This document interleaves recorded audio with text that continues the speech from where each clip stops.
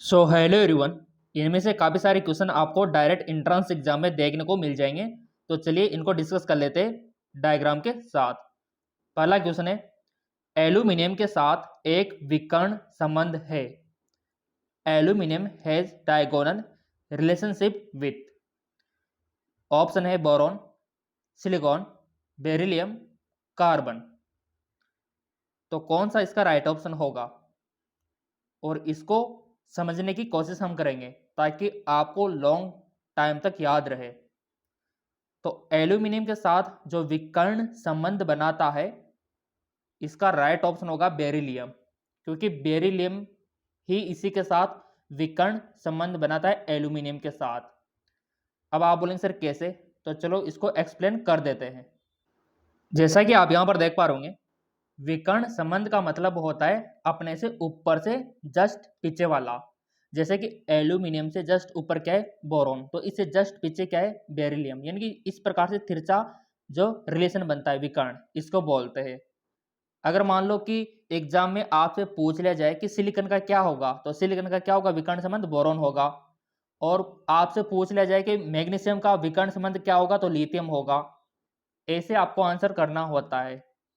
तो इस प्रकार विकर्ण संबंध ये बनाते हैं, और ये आपने एनसीईआरटी में भी पढ़ा होगा।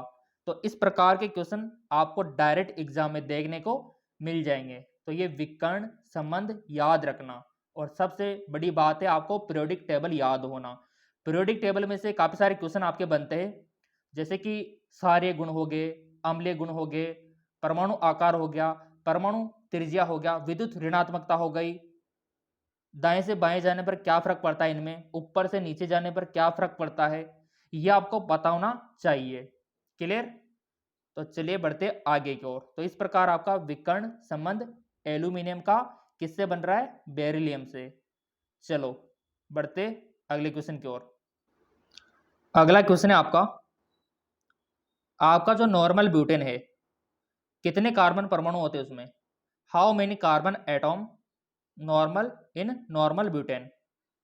कितने कार्बन परमाणु होते हैं आपके नॉर्मल ब्यूटेन में। 4, 3, 2, 6। तो सबसे पहले आपको पता होना चाहिए नॉर्मल ब्यूटेन की संरचना। संरचना अगर आपको पता होगी तभी जाके आप बता पाओगे कि कितने तो उसमें हाइड्रोजन होते हैं, कितने उसमें कार्बन परमाणु होते हैं। तो बेसिकली आपका जो नॉर्मल ब्यूटेन होता है, उसमें जो कार्बन परमाणु की संख्या होती है वो होती है आपकी 4। कितनी होती है, 4 होती है। अब चलो इसका संरचना बना के देख लेते हैं और गिन के देख लेते हैं। जैसा कि यहां पर आप देख पा रहे होंगे, ये वाली जो संरचना है नॉर्मल ब्यूटेन, तो इसमें गिनो आप कितने कार्बन परमाणु है। तो इसमें है 1, 2, 3, 4। 4 कार्बन परमाणु हमारे पास है। इस प्रकार का क्वेश्चन आपसे पूछा गया है, इसीलिए हमारा जो राइट ऑप्शन है वह पहला वाला, यानी कि 4 आ जाएगा इसका ऑप्शन। अब बढ़ते आगे की ओर। बेकिंग पाउडर का एक घटक है, integrate of baking powder, borax, sodium carbonate, sodium chloride या सोडियम बाइकार्बोनेट। कौन सा इंटीग्रेंट है, कौन सा घटक है। तो देखो विद्यार्थियों, आपका जो बेकिंग पाउडर होता है उसका जो इंटीग्रेट है वो है सोडियम बाइकार्बोनेट, सोडियम बाइकार्बोनेट। और इसका सूत्र होता है आपका NaHCO3। काफी बार एग्जाम में पूछ लिया जाता है।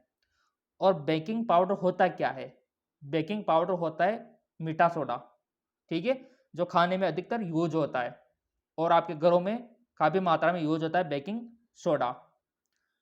चलो इसको भी दिखा देते, काफी सारा यूज होता है इसका। जैसे आपके पेट में मान लो एसिडिटी हो गई, एसिडिटी को खत्म कौन करता है, बेकिंग सोडा। क्यों करता है, क्योंकि ये सारे प्रकृति का होता है, इसीलिए वो एसिडिटी, खट्टी डकार जो आती है उसको खत्म कर देता है। ये इस प्रकार का दिखाई देता है बेकिंग सोडा। ये पैकेट के रूप में भी आता है मार्केट में, और ये काफ़ी सारा यूज होता है, और इस प्रकार का पैकेट भी आता है।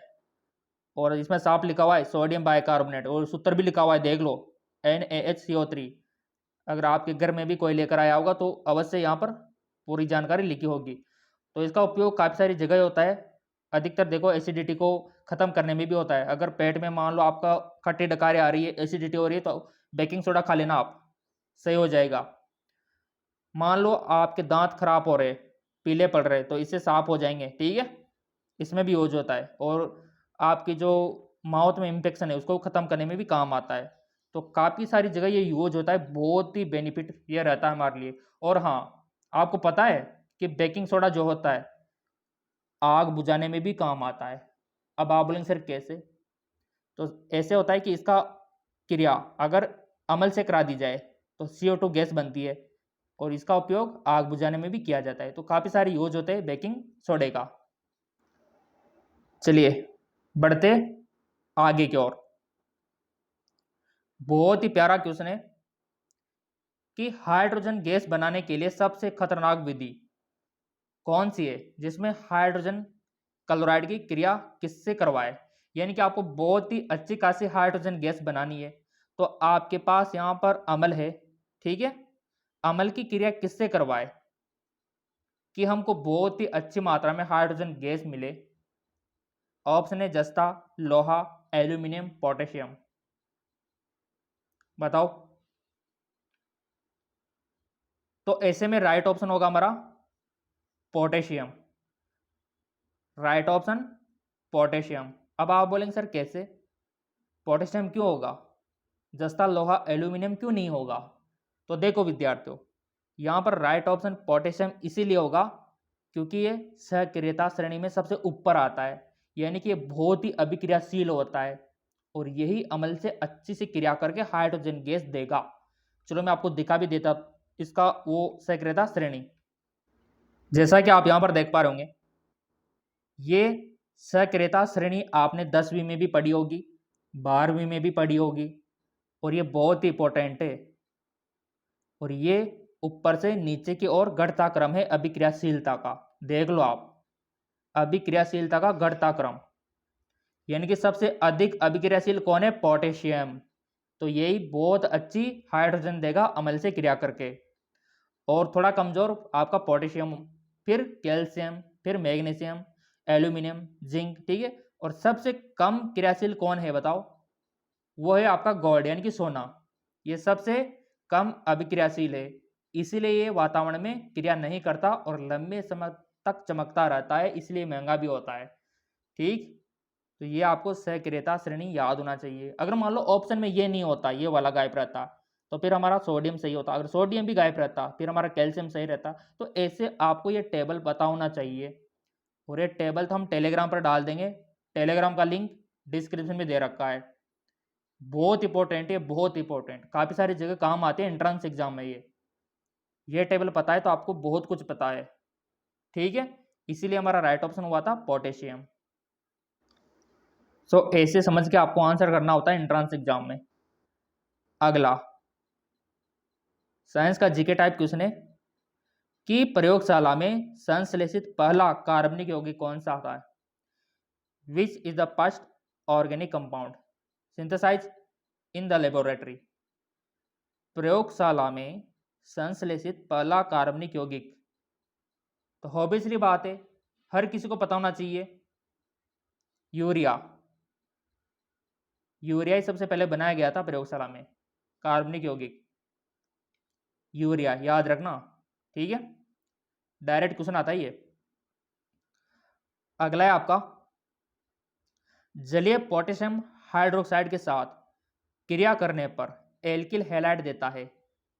अब ये अभिक्रिया पता होना चाहिए आपको। जलीय पोटेशियम हाइड्रोक्साइड, ये तो आपका जलीय पोटेशियम हाइड्रोक्साइड हो गया, इसकी क्रिया किससे करवानी है? जलीय पोटेशियम हाइड्रोक्साइड के साथ क्रिया कराने पर, किसकी? एल्किल हैलाइड की। एल्किल हैलाइड की आपको क्रिया करवानी है। बहुत ही इजी क्वेश्चन हो गया ये। अब तो बहुत इजी हो गया, कर दोगे। आपके क्या बनेगा? एल्किल बनेगा, इथर बनेगा, अम्ल बनेगा, एल्कोहल बनेगा। तो सिंपल सी बात है, जब आप एल्किल हैलाइड की क्रिया करवाते हो किससे? आपके पोटेशियम हाइड्रोक्साइड से, तो OH है, तो OH मतलब एल्कोहल, तो एल्कोहल यहाँ पर ये देगा, जो कि दे रखा है आपके इसमें। अब थोड़ा सा इसको समझ भी लेते और गहराई से। जैसा कि आप यहाँ पर देख पा रहे होंगे, ये आपका एल्किल हैलाइड, ये आपका जलीय KOH क्रिया कराओ, क्या बना आपका एल्कोहल बना कि नहीं बना, KCl बार हुआ कि नहीं हुआ, तो ऐसे आपका एल्कोहल यहाँ पर बना। ये अभिक्रिया जिसको पता है बहुत ही आसान है, वो कर देगा, कोई भी क्वेश्चन आ जाए कर देगा वो। तो इसीलिए हमारा राइट ऑप्शन यहाँ पर एल्कोहल हुआ था। चलिए बढ़ते आगे को। देखो चैनल सब्सक्राइब करके अगर आपने बेल आइकन पर प्रेस कर रखा है ना, तो क्वेश्चन तो आपको मिलते रहेंगे निःशुल्क। अगला क्वेश्चन, संकलन की अधिकतम क्षमता किसके द्वारा दिखाई जाती है? मैक्सिमम एबिलिटी ऑफ कैडेंसन इज शो, यानी कि अधिकतम श्रृंखला कौन बना सकता है? सिलिकॉन, जर्मेनियम, लेड, कार्बन, कौन बना सकता है बताओ? बहुत ही प्यारा क्वेश्चन। तो वो बना सकता है आपका, आपने तो शायद चूज ही कर लिया होगा अपने मन में कि हाँ इसका ऑप्शन ये होगा। अब चलो मैं बता रहा हूं, इसका जो राइट ऑप्शन होगा वो होगा कार्बन। कार्बन काफी सारी श्रृंखला बना सकता है, जितनी चाहे वो बना सकता है, जितनी चाहे वो बना सकता है ना? तो राइट ऑप्शन इज कार्बन। अगला क्वेश्चन बहुत ही इंपॉर्टेंट है, एग्जाम में वापस आएगा ये, ठीक है। पोटेशियम सुपर ऑक्साइड में, जो आपका सुपर ऑक्साइड, ठीक है, में ऑक्सीजन परमाणु की ऑक्सीकरण अवस्था आपको बतानी है। जो आपका पोटेशियम सुपर ऑक्साइड है ना, उसमें आपको ऑक्सीजन परमाणु की ऑक्सीकरण अवस्था आपको बतानी है। बताओ, पहले तो आपको पता होना चाहिए पोटेशियम सुपर ऑक्साइड का सूत्र, उसके बाद ही आप कर पाओगे इसको। चाहे तो आप रफ पेज में भी कर सकते हो,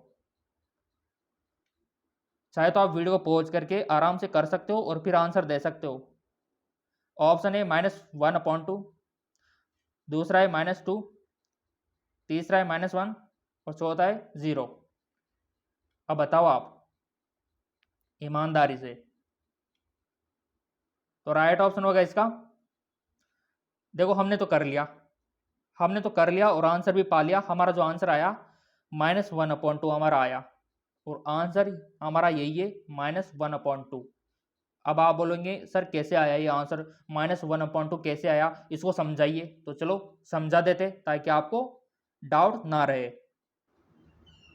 तो देखो विद्यार्थियों, आपके पोटेशियम सुपर ऑक्साइड का सूत्र क्या होता है? KO2, ठीक है। होता है कि नहीं होता है? यही होता है। तो पोटेशियम का तो पता है हमको, ठीक है, 1। और यहाँ पर ऑक्सीजन का पता नहीं है, तो यहाँ पर X मान लेंगे ऑक्सीजन का, ठीक है, X मान लेंगे। तो ऑक्सीजन का पता नहीं है तो हमने X मान लिया, तो यहाँ पर 2x हमने लिख दिया, ठीक है, इक्वल टू 0। अब यहाँ पर 2x और ये आपका 1 इधर गया तो माइनस में हो जाएगा, ठीक है।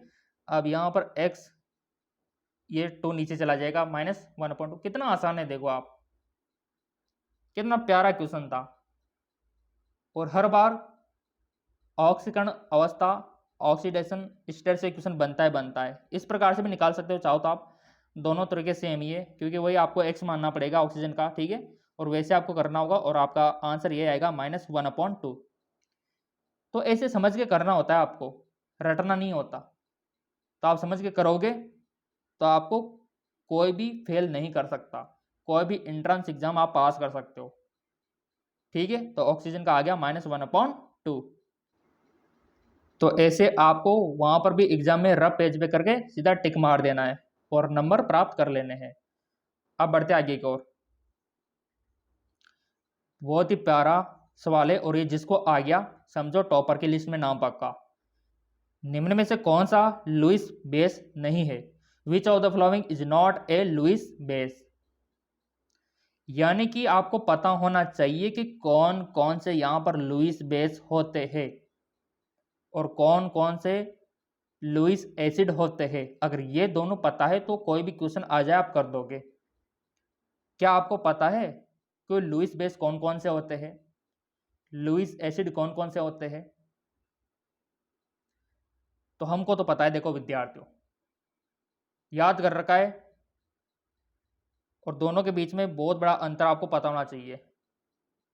तो इसका जो राइट ऑप्शन होगा वो होगा, क्योंकि यहाँ पर लुईस बेस नहीं है तो लुईस बेस आखिर है कौन कौन से? तो यहाँ पर लुईस बेस आपका जल भी है, H2O क्या है? लुईस बेस है। और O2 माइनस क्या है? लुईस बेस है। NH3 क्या है? लुईस बेस है। ये तो हमारे लुईस बेस है। क्वेश्चन ने पूछा है कि नहीं है, तो वो हमारा I+ नहीं है। तो ऐसे आपको पता होना चाहिए। अब आप बोलोगे सर लिस्ट हमको बता दो ना कि कौन कौन से लुईस बेस होते हैं, कौन कौन से लुईस एसिड होते हैं। तो चलो लिस्ट में आपको दिखा देता हूँ। तो यहाँ पर आप देख पा रहे होंगे, ये आपके लुईस बेस, ये आपका NH3 भी क्या है? Lewis base. ये आपका जल H2 भी क्या है? Lewis base. आपका HO Lewis base, NO3 Lewis base, SO4 Lewis base, benzene Lewis base. तो ये इधर ये आपके लुईस बेस है और ये लुईस एसिड। मान लो क्वेश्चन तो यहाँ से भी बन सकता है कि कौन सा लुईस एसिड नहीं है।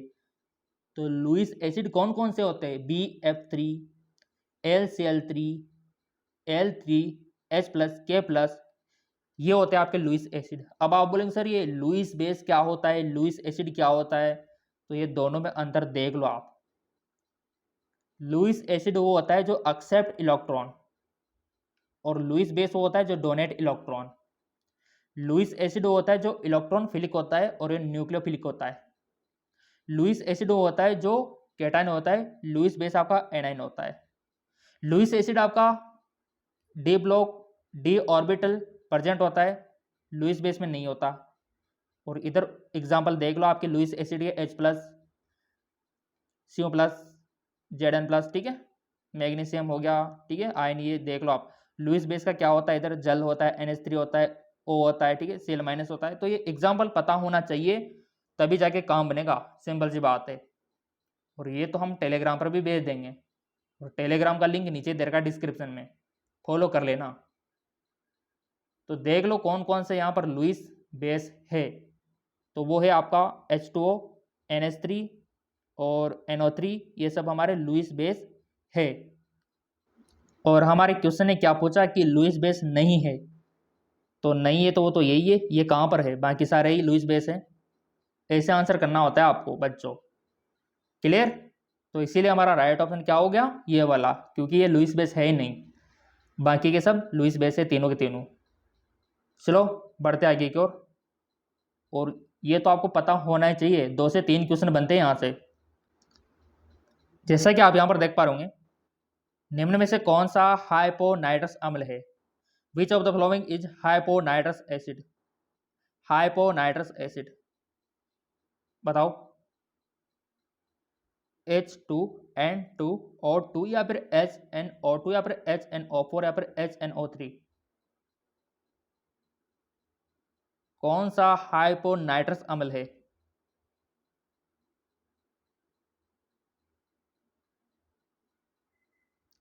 हाइपोनाइट्रस अम्ल का सूत्र पता होना चाहिए बस। और हाइपोनाइट्रस अम्ल का सूत्र होता है H2N2O2, ये होता है आपके हाइपोनाइट्रस अम्ल का सूत्र। और ये कहाँ पर दे रखा है देख लो आपके ए वाले में। तो यही हमारा राइट ऑप्शन होगा। अगला, निम्न में कौन एक ट्राइहाइड्रिक एल्कोहल है? Trihydric alcohol, which of the following is trihydric alcohol? Ethylene glycol, glycerol, trimethyl glycol, propylene glycol. अब बताओ आप कौन सा होता है, बताओ। ट्राइहाइड्रिक एल्कोहल वो होता है आपका ग्लिसरॉल, ठीक है, ग्लिसरॉल, ये होता है आपका ट्राइहाइड्रिक एल्कोहल। अब आप बोलेंगे सर कैसे होता है? तो चलो संरचना में आपको दिखा देता हूँ। जैसा कि आप यहाँ पर देख पा रहे होंगे, ये होता है आपका ट्राइहाइड्रिक एल्कोहल।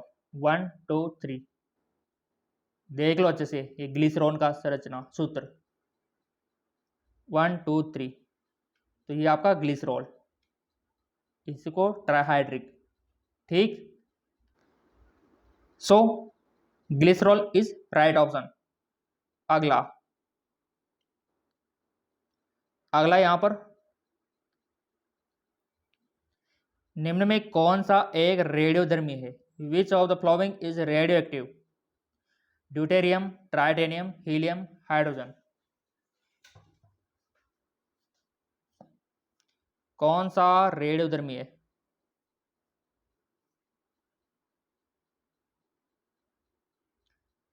रेडियोधर्मी पता है ना आपको? आवर्त सारणी में कहां पर होता है ये? बताओ। रेडियो एक्टिव कौन है इनमें से? तो देखो विद्यार्थियों, ड्यूटेरियम तो नहीं आपा, क्योंकि तो आवर्त सारणी ऊपर ऊपर रहता है। हीलियम भी ऊपर ऊपर रहता है, ये भी नहीं है। हाइड्रोजन भी नहीं है, क्योंकि तो सारे समस्थानिक हो गए हाइड्रोजन के। बस एक ही बचा, ट्राइटेनियम। तो कितना प्यारा क्वेश्चन था। तो ट्राइटेनियम क्या है? रेडियो एक्टिव है, रेडियोधर्मी है। और आवर्त सारणी में रेडियो एक्टिव पदार्थ कहाँ कहाँ पर होते हैं पता है ना आपको? जस्ट नीचे। चलो दिखा देता हूँ मैं आपको। यहाँ पर ये हाईलाइट मैंने कर दिया, नीचे वाला हिस्सा जहाँ पर रेडियो एक्टिव पदार्थ होते हैं, ये सारे के सारे आपका रेडियो एक्टिव है। देख लो आप, रेडियो एक्टिव एलिमेंट।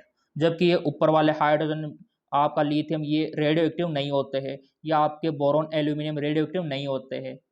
होते कौन है? ये वाले। ठीक है, ये आपके रेडियो एक्टिव पदार्थ होते हैं, एलिमेंट होते हैं। चलो, इसीलिए हमारा राइट ऑप्शन ट्राइटेनियम निकल कर आया। अगला, एप्सोम लवण एक हाइड्रेट है, बताओ। एप्सोम साल्ट, एप्सोम लवण बताओ। तो यहां पर देखो विद्यार्थियों, एप्सोम साल्ट आपने देखा भी होगा, काफी सारों के यहाँ पर घरों में भी यूज होता होगा ये। एप्सोम नमक, नमक क्यों होता है यूं माना आप तो?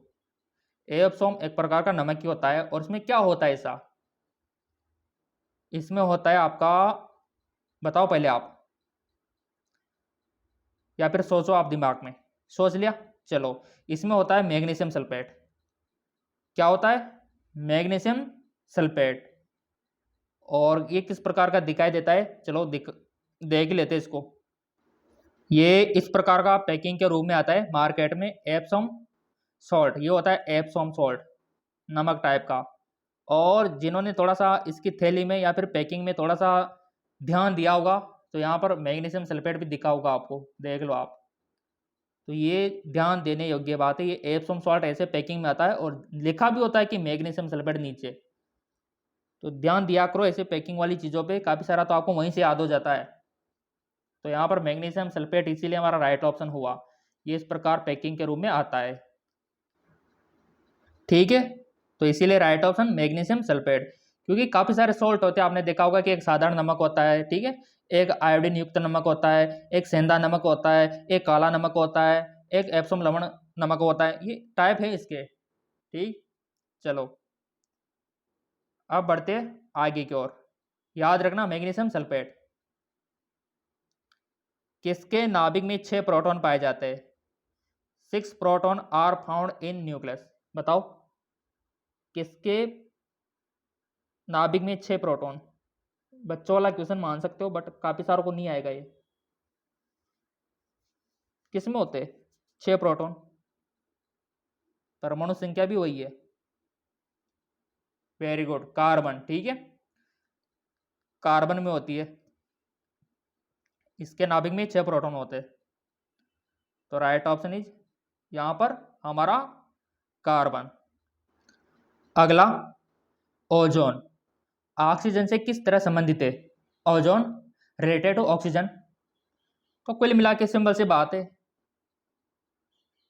अपर रूप है। कुल मिला के बात ही है, अपर रूप है। ठीक है, एलोट्रॉप अपर रूप ही है। ठीक है, याद रखना। चलो, उदरपातन एक प्रक्रिया है जहां एक टॉस होता है।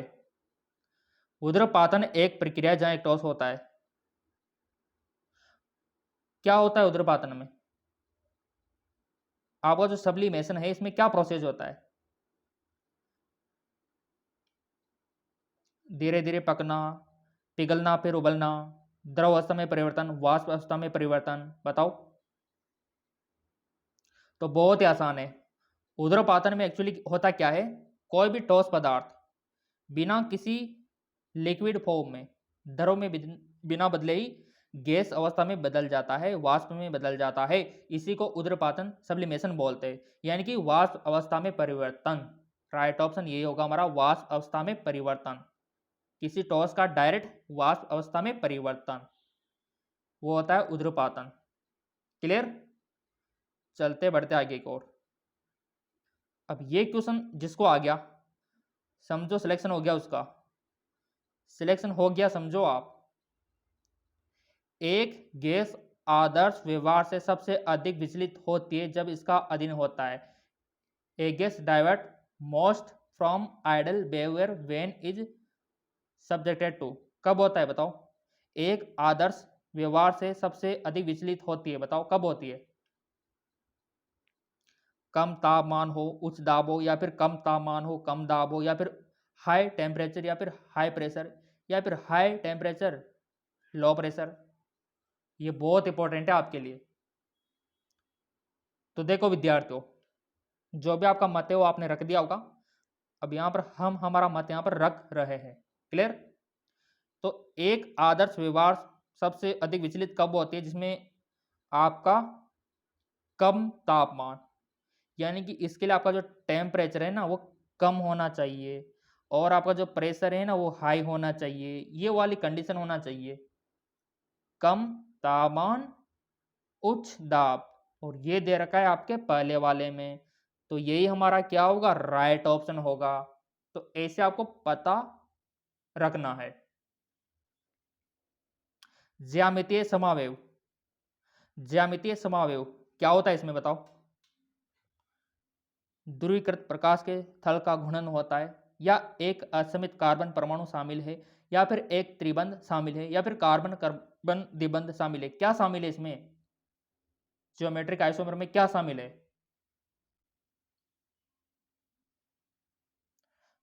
तो इसमें आपका शामिल है कार्बन कार्बन द्विबंध। अब आप बोलोगे सर कैसे? तो देख लो आप, चलो मैं दिखा देता हूं आपको। ये है आपका आइसोमर, ठीक है, ज्योमेट्रिकल। तो कार्बन कार्बन द्विबंध है कि नहीं है ना? तो इसीलिए राइट ऑप्शन हमारा कार्बन कार्बन द्विबंध हुआ। क्लियर? अगला,